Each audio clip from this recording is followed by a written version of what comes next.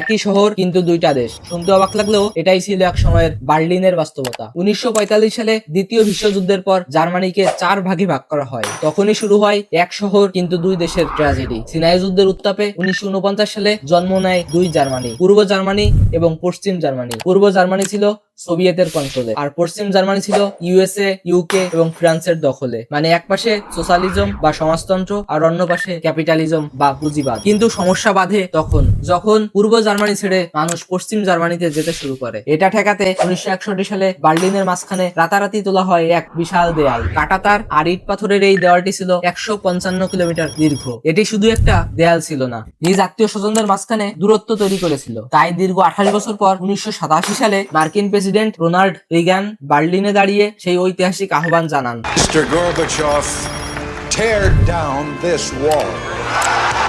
অর্থাৎ এই দেয়াল ভেঙে ফেলুন। অবশেষে 1989 সালে পূর্ব জার্মানির সাধারণ মানুষের আন্দোলনের মুখে এই সীমান্ত খুলে দেওয়া হয়। হাজার হাজার মানুষ ঝাঁপিয়ে পড়ে এই দেয়াল ভাঙতে। পরের বছর 1990 সালের 3 অক্টোবর আবার দুই জার্মানি এক হয়। বার্লিন দেয়াল আজও আমাদের শেখায় বিভেদের চেয়ে ঐক্যের শক্তি অনেক বেশি। ভিডিওটি ভালো লাগলে শেয়ার করুন এবং ফলো ও সাবস্ক্রাইব করে সাথেই থাকুন। ধন্যবাদ।